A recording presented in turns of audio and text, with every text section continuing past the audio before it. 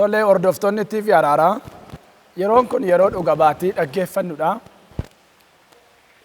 Mana ta'anii Araaraa TV'dhaan lafuma jiranitti irree fayyisuu Waaqayyoo kan simatan jechuudha. Dhuga baatii namootaan dubbisa. Aadde Almaas Caalaa biyya Orroo Guduruurraa kadhata guyyaa 40 kadhatamaa ture karaa TV Araaraa wajjin TV harkaan tuqee kadhadhee yeroo raajiin Masarat dhibee kamitti iyyuu bilisa ba'a jedhan dugda dhukkubbii waggaa 9ffaa na dhukkubee yeruma sana bifa hanqaaquu kan fakkaatu karaa gadameessa koona keessaa ba'ee amma fayyaa kooti. Kanaaf Waaqayyoon naa galateeffadhaa jedhanii dhugaa ba'aniiru. Aadde Abtaamuu Fiqaaduu biyya Ararraa karaa TV Araaraa yeroo kadhataa raajiin Masarat dhibee garaagaraaf kadhatanis wajjin kadhadhee dhukkuba diiskii waggaa 3f na dhukkubee na rakkiserraan yeruma sanatti fayyee Waaqayyo sana fayyisee naa galateeffadhaa jedhaniiru. Aadde Dammituu Margaa biyya Buraayyuurraa karaa TV Araaraa yeroo raajiin Masarat kaaba kibba lixaa kan jirtan dhibee kamitti bilisa ba'a jedhanii TV tuqee wajjin kadhadheen dhukkuba kalee waggaa 3f na rakkisaa ture irraan battala sanatti bilisa ba'ee kanaaf Waaqayyoon naa galateeffadhaa jedhaniiru. Obbo Damusee Tufaa biyya Arsiirraa karaa TV Araaraa yeroo raajiin Masarat dhibee garaagaraatiin kadhatanii haati warraa koo dhukkuba kalee waggaa 5f dhukkubsatterraa TV tuqxee fayyitee kanaaf Waaqayyoon naa galateeffadhaa jedhaniiru. Obbo Biqilaa Caalaa biyya Gindabaratirraa bara 2007 rasaasaan rukutamee Xuqur Ambassaatti deddeebi'ee yaalamaan ture haa ta'u iyyuu malee bakki rasaasni rukutee suni dhiita'ee baay'ee na dhukkubaa ture. Karaa TV Araaraatti yeroo raajiin Masarat bishaan gaara Araaraa irratti kadhatanii namaaf laatan namoonni dhugan anis mana kootii bishaan buufadhee wajjin kadhadhee dhugee yeruma sanaa kaasee inni dhiita'ee na dhukkubaa ture narraa badee amma fayyaa kootii Waaqayyoon naa galateeffadhaa jedhaniiru isaanis. Obbo Taammenee Taliilaa biyya Bishooftuurraa karaa TV Araaraa yeroo raajiin Masarat bishaan irratti kadhatanii anis mana koo taa'ee bishaan buufadhee dhugee mataa dhukkubbiin na joonjessee ji'a tokkoof baay'ee na dhiphisaa ture battala sanatti narraa badee dabalataanis gaastiriikii coggaarraa waggaa 2f na dhukkubee battaluma sanattani narraa badee amma fayyaa kootii Waaqayyoon naa galateeffadhaa jedhaniiru. Aadde Tigist Tasammaa biyya Adaamaarraa ani amantiin koo Ortodoksiin ture mana koo taa'ee Araaraa TV'tuun ilaalu yeroo raajiin Masarat bishaan irratti kadhatanii anis bishaan buufadhee wajjin kadhadhee dhugee tokko kintaalotii waggaa 30 lama dhukkuba garaa kaasaarraa battala sanatti fayyee kanaaf Waaqayyoon naa galateeffadhaa jedhaniiru. Amantiin isaanii Ortodoksiidha. Waggaa 30 dhibee kintaalotii akkasumas immoo dhukkubni garaa kaasaa kan narra ture jedhanii battaluma sanattanii bishaan mana kootaa irratti buufadhee kadhadhee raajii duuka bilisan ba'ee jedhani ulfinni Waaqaaf lafa irratti isaaf haa ta'u. Aadde Loomii Shallamaa biyya Shawaa Lixaarraa karaa TV Araaraa mana kootaa yeroo raajiin Masarat bishaan irratti kadhatan anis bishaan buufadhee wajjin kadhadhee dhugee garaa kaasaa ji'a 3 irraan fayye kanaaf Waaqayyoon naa galateeffadhaa jedhaniiru. Ji'a 3 garaa na kaasaa ture jedhu. Obbo Nugusee Araaraa biyya Walisoorraa karaa yuutuubii mata duree kadhataa ergadheen ture karaa TV Araaraa yeroo raajiin Masarat bishaan irratti kadhatan wajjin kadhadhee dhugee luka koo gidduutti dhiita'ee ji'a 10f na dhukkubee mana yaalaa garagaraa deebee dadhabnaan battala sanattan of keessaa dhabee amma fayyeera kanaaf Waaqayyoon naa galateeffadhaa jedhaniiru. Ulfinni Waaqaaf lafa irratti isaaf haa ta'u. Maqaan Waaqayyoo bara baraan eebbifamu nagaan Waaqayyoo isiniif haa ta'u jecha ani maqaan koo Alamuu Guddataan jedhama kanan dhaladhe godina Shawaa Lixaa kanan jiraadhu godina Shawaa Kaabaa dhuga ba'umsaan qabaa. Ji'a Waxabajjii bara 2007 gaa'ela dhaabbadheen ture garuu yeroo 2 yeroon da'umsa hin gahin lubbuun darbee yeroo 3ffaa immoo nagaadhaan dhalatee erga ji'a 7 taa'ee osoo Finfinnee irraa gara Amboo konkolaataa irraa deemaa jiru galagaltee lubbuun mucaa koos darbitee haati warraa koo immoo miidhama cimaatirra ga'ee harki bitaa tajaajila ala ta'e hospitaala Amboo torban lama erga turte booddee gaafa amajjii 22 bara 2011 waldaa Araara Waaqayyoo addunyaa dhufnee raajiin Masarat Arsaatti ol nu baasanii nuuf kadhatanii yeroo ammaa kana mucaa dhiiraa erga arganne ji'a 5 keessa jirra. Haati warraa koos harki ishee buqqa'ee caccabee ogeessaan fayyuu dadhabdee irraa fayyitee jirti. Maqaan Waaqayyoo eebbifamu. Waaqayyo isa seenaa keenya aaressee fi nuu galateeffadhaa. Kana malees kadhata guyyaa 40 keessatti waan rakkannee yeroo raajiin kadhatanii waliin kadhannee itti boqonnees fayyineerrasii jedha. Ilmi Waaqayyoo dhalaanis eebbisee harka ishee hojii alatees hojiitti deebisee jechuudha.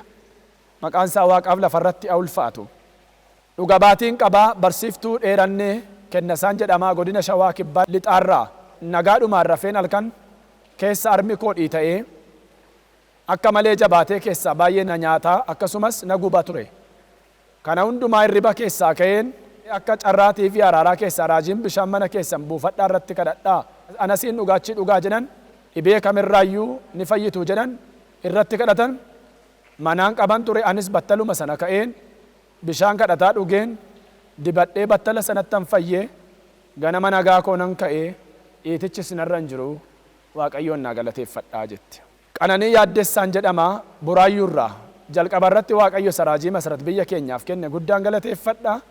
Itti aansuun dhuga baatiin koo raajiin Masarat bishaan irratti yeroo isaan kadhatan wajjin kadhadhee dhugaa isaan jennaan dhugee hoggasuma ol na deebisee waggoota dheeraaf garaan koo na guba ture. Yeroon bishaanicha dhugee baay'ee na gubee sana booddee garuu narraa dhaabbate. Akkasumas daa'imootas ta'ee namni kamiyyuu yoo dhukkubsate akkuma warreen qoricha mana yaalaarra ajajameef fudhatanii nuti immoo bishaaniif biyyoo araaraa fayyadamnee hoggasuma fayyinni ani rifeensi mataa kooyyuu akka malee buqqa'ee bishaanuma araaraatiin buqqa'uu dhiisee wantoota hedduutu naaf ta'e. Walumatti qabaa Waaqayyoon nu galateeffadhaa. Maatii koo wajjin tiifi araaraa dhufnee akkan dhugaa ba'uuf immoo maatiin koo hin amanne akka isaan amananiifis Waaqayyoon naa kadhadhaa jedha. Ifti jireenya kee argate maatii keessa argatu maqaa Yesuus nama Naazreetiin. Ameen. Roobeeraa Roobaa magaalaa Dambidoolloo Gabdoo Biiftuurraa yommuu ta'u duraan dursee galanni Waaqayyoof haa ta'u jechaa guyyaa gaafa 23 ji'a 9 bara 2012 bishaan qabdanitti nu waliin kadhadhaa jennaan sadii taanee bishaan aayilaandii tokko qabannee kadhanne. Achumaan ani saayinesii irraa haati warraa koo xaxarii surraa armaan gaditti argamu kana bishaanicha dhugdee booddee fincaan waliin keessaa ba'e. Mucaan keenyas toonsilii dhukkubee qoricha fudhachaa jiru turerraa inni yeruma sana bishaanicha dhugee mana keessa oliif gadi fiigee mataa isaattis naqatee toonsilii irraa hin fayyee. Kanaaf Waaqayyoon naa galateeffadhaa. Suurri xaxarichi armaan gaditti argamu isa kanadha jedha. Haati manaa isaa bishaanicha dhugdee fincaan fincooftee xaxariin kun fincaanii wajjin ishee keessaa ba'e jechuudha. Inni saayinesii irraan fayya jedha. Mucaan isaa toonsilii irraa haati manaa immoo xaxarii kaleetii si'uma sana Gooftaa Yesuus karaa bishaan araaraa opereeshinii godhee keessaa baasee jechuudha. Maqaan koo Caaltuu Taakkalaan jedhama godina Buunnoo Beddellee aanaa Daapoo Annaati. Dhibeen irraa fayyee bara 2011 ji'a caamsaa keessaa da'ee mucaan koo durbaa na jalaa boqottee arma na dhukkubee ture. Zayitii dibataa obboleettiin abbaa manaa koo fiddee na gaafachuu dhuftee zayitii kana arma kootti dibdee rafee abjuudhaan borfte arma koo keessaa na ba'ee battaluma sanas nan fayyee. Waaqayyoon naa galateeffadhaa. Bara 2012 ji'a 8ffaa bishaan dibataa qaama kootti dibadhee yeroo gara buufataa fayyaa yeroon dhaqu gadameessi kee banamaadha naan jedhanii otoo ogeessi fayyaa na biran gahin rakkoo tokko malee qaama kootiin nagaa mucaa koo nan da'ee jetti. Galanni isaaf haa ta'u. Wangeelaawwii Biqilaan jedhama aanaa Walisoo. Anis kanan dhugaa ba'uu barbaadu ani torban darbee kaleen koo na dhukkubee ture. Gaafa isin bishaan irratti kadhattan amanee kadhadhee bishaanicha dhugee anis nan fayyee jedha. Ulfinni isaaf haa ta'u. Maqaan koo Geetaachoo Taaddasaan jedhama. Kanaan dura nuuf kadhattanii mucaa ilma argattu nuun jedhamee ture. Amma akkuma jedhame argannee gammanneerra. Isa kanaaf Waaqayyoon nu galateeffadhaa. Namni biraan akkasuma maqaan koo Abbush Tolawaaqin jedhama. Godina Horroo Guduruu aanaa Abaaboo Guduruu kan Waaqayyo naaf godhe karaa TV araaraa guyyaa raajiin wangeelatuu barsiisanii dhumarratti yeroo kadhatan wajjin kadhadheen dhukkubni kamiyyuu balaqqamsiisee yeroo jedhanii wajjin kadhadhee abjuudhaan na balaqqamsiisee dhukkuba TB dhukkuba lapheerraan fayyee. Inni lammaffaan dhukkuba qorraan qabamee halkaniif guyyaa boqonnaa hin qabuun ture. Harka na nyaata, luka na nyaata. Otoon kanaan rakkadhu achi dhufee zayitii itti naaf godhanii naaf kadhatanii erga guyyaa sanaa bilisa bahee nan boqodhee naa galateeffadhaa jedha. Nagaan Waaqayyoo isiniif haa ta'u. Ani Daraartuu Asaffaan jedhama. Magaalaa Amboorraa. Ani yeroo ulfa koo baay'ee yaaddaan ture. Nan du'aa laata jedhee duraan waanan opereeshiniidhaan waanan da'eef osoon abbaa manaa koo faana dhiphachaa jiruu guyyaa tokko raajiin Masarat abjuudhaan naa kadhatanii isa si dhiphisurraa bilisa baateettanaan jedhanii anis ameen jedheen fudhadhee mucaa koo nagaadhaan daqiiqaa 30 osoon ta'in da'een manatti gammachuun galee jetti. Ani maqaan koo Kumee Dhiyaannaan jedhamaa teessoo godina Shawaa Kaabaa kanaan dura dhiphadhee garaachaan dhukkubsachaan ture. Yeroo soomaaf sagadaa guyyaa 40 kadhachaa turtanitti bakka jirtanitti namoonni dhukkuba garaagaraa qabdanii bishaan burcuqqootti buufachuun harka keessan TV'tti qabadhaa kadhadhaa dhibee keessan irraa fayyitu jedhame. Anis amantiin bishaan dhugee dhibee garaachaarraa waan hin fayyee fi Waaqayyoon naa galateeffadhaa. Gooftaa guddaa malee dhibeen guddaan akka hin jirre mirkaneeffadheera jetti.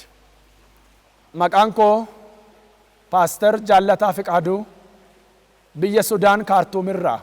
Yeroo kadhata guyyaa 40 utuu raajiin Masarat bishaan isin hirka jiru ol fuudhaa irratti kadhadhaa jedhanii kadhachaa jiranii anis amantiidhaan bishaan ol fuudhee manuma kootii wajjin kadhadhee mucaan koo bobbaa 7 bobba'ee hin beeku ture. Achumaan bishaanicha garaa isaatti sukkuumee obaasee jennaan yeroo dhuma sanatti baay'ee bobba'ee amma mucaan koo nagaa guutuu qabaa. Raajiin Masarat Waaqayyo bara isaaniif tajaajila isaanii haa eebbisu jechaa Waaqayyoon immoo naa galateeffadhaa. Dhuga ba'umsi koo inni lammaffaan haati manaa koo yeroo ulfa turte mana yaalaa kanaan dura opereeshiniidhaan waan deesseef ammas utuu waggaa 2 hin fixin waan ulfoofteef ammas opereeshinii malee hin dandeessu ittiin jedhanii kan turte gaaf tokko utuu raajiin Masarat kadhachaa jiranii anis bishaan ol fuudhee amantiin wajjin kadhadhee raajiin lafa barii da'aa mucaa dhiiraa fidaa kottaa dirree dhuga ba'umsaa keessa dhaabbadhaa yeroo isaan jedhan anis ameen lafa bariin da'aa opereeshiniin ta'u jettee bishaanicha amantiidhaan dhugde. Akkuma namni Waaqayyoo jedhanii noormaalii opereeshinii malee lafa barii mucaa ilmaa maqaan isaa Lataa Jaallataa jedhamu Waaqayyo nuuf kenneera. Waaqayyoon nu galateeffadhaa. Biyya Sudaan Kaartuum irra taa'ee dhibee gurguddaa 2 kanarraa Waaqayyo karaa araaraa TV'tiin mana isaa dhala isaa fure jechuudha. Dhalli isaa 7 bobbaa ba'ee hin beeku garuu sa'aatii bishaan araaraa irratti kadhatamee obaasuu kaasee mucaan isaa bilisa ba'eef jechuudha. Araarriif nagaan Waaqayyoo iddoo jirtanitti isiniif haa ta'u jechaa ani maqaan koo Tajjoo Awwal Ahmedin jedhama. Teessoon koo magaalaa Buraayyuu. Dhuga ba'umsi koos haati warraa koo Zinnaash Dhugumaa kan jedhamtu dhukkuba kalee waggaa 3 oliif hospitaala Phaawulosiif hospitaala adda addaatti yaalamaa turte garuu furmaata dhabdee kadhannaa guyyaa 40 yeroo kadhatamu iskiriinii qabaa bakka jirtanitti bilisa ba'a yeroo jedhan guyyaa gaafa sirraa eegaltee bilisa baate mana yaalaa deemtee ilaalamtees kaleen ishee noormaaliidha jedhanii Waaqayyoon naa galateeffadhaa jedha. Waggaa 3 guutuu hospitaalli Phaawulos hospitaalli Finfinnee keessa jiru garaagaraa kan dadhabe iskiriinii araaraa amantiidhaan qabuudhaan dhibee waggaa 3tti bilisa baate dhattee ilaalamtee kaleen ishees noormaalii ta'ee argame. Ilma Waaqayyoof galanna ta'u. Ani maqaan koo Masgabuu Hayiluun jedhama magaalaa Dambidoolloorraa. Ani dhugaa ba'uu kanan barbaadu mana koo taa'ee galgala tokko TV araaraa utuun hordofu dhukkuba saayinesii waggaa 2 ol na rakkisaa ture. Halkanuma sanan ofirraa dhabe. Har'a fayyuun koo ji'a 7 dura garuu 7 boqodhee hin beeku. Har'a fayyaa guutuudha. Amma yeroon akkasitti haasa'u salphaa fakkaata. Garuu baa Waaqayyo narraa kaase anatu beeka. Kanaaf Waaqayyoon naa galateeffadhaa jedha. Halkan tokkoof boqotee nama hin beekne iskiriinii araaraa qabee amma erga fayyee ji'a 7 akka salphaatti waan an haasa'u miti jedha. Rakkina isaa abbaatu beeka. Ilmi Waaqayyoo garuu lafa inni jirutti bilisa baase. Isinis bilisa baachii ajajeera humna dhiiga olichaatiin. Haleluuyaa. Har'aa fi inga'a gooftaa isaa karaa hundumaan ilmaan isaa gargaaraa jiru guddaa galateeffanna. Namni mana taa'ee araara Waaqayyoo isa dinqisiisaa irraa eebba Waaqayyoo isa dhuma hin qabne irraa hirmaataa jira. Kanaaf Waaqayyoon guddaa galateeffanna.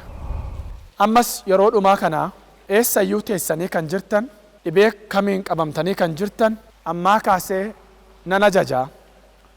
Dhibee guddaan hin jiru, gooftaa guddaa duwwaatu jira. Amantiin lafa jirtan ta'a.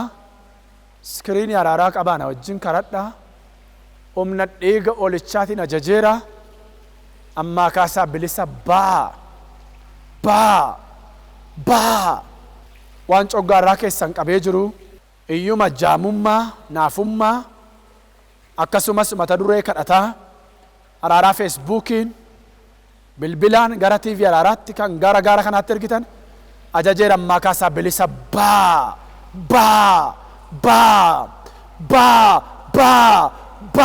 humna dhiiga olichaatiin bilisa ammaa kaasee ajajeera. Humna du'aa jalaa, humna kaanseriitti, yaadu'aa sin ajajaa. Saba kana kan gadi qabdu aangoon dhukkubaa, aangoon seexanaa saba kana irra teessee kan jirtu si ajajeera. Harka kee saba koorraa kaasi ajajeera. Harka keerraa humna dhiiga olichaan bilisa ammaa kaasee ajajeera. Bilisa ammaa kaasee ajajeera. Bilisa ammaa kaasee ajajeera. Dhibee guddaan hin jiru, gooftaa guddaa duwwaatu jira. Ammaa kaasee ajajeera humna dhiiga olichaatiin.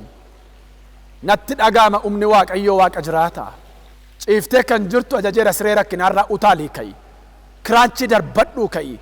Wiilcharii ka'i. Marata dachaasi ka'i. Humna dhiiga olichaan ajajeera bilisa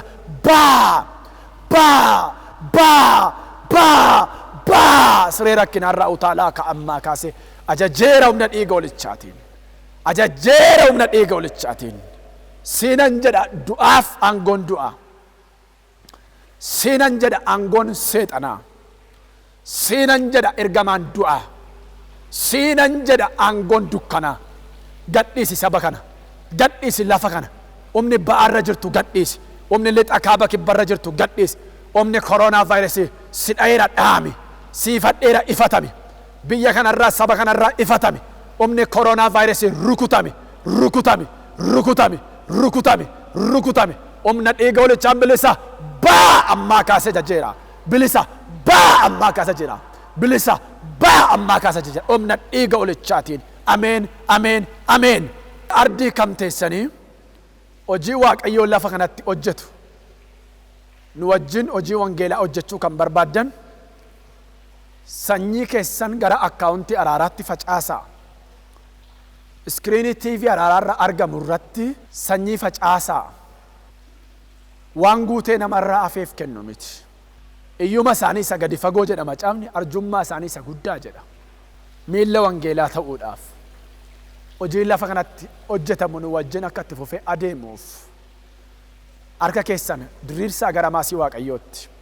Ofitti irriftanii kan gara maasii kanaatti ergitan liqeessaa malee hin liqeeffatinaa. Liqeessaa malee hin liqeeffatinaa. Liqeessaa malee hin liqeeffatinaa. Eebbi Abrahaamin argate si argatu. Mana kee argatu. Dhala kee argatu. Sanyii kee argatu. Dhalaan eebbifamii, manaan eebbifamii, hojiin eebbifamii. Humna dhiiga olichaatiin ajajeera ammaa kaasee. Eebba Abrahaam kan Isihaaq kan Yaaqoob sirratti ajajeera.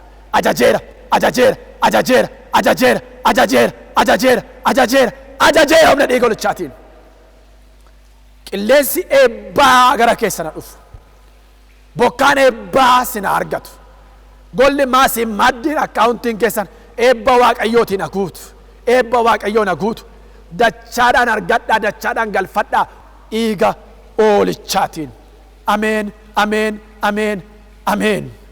Shalom. Hallelujah.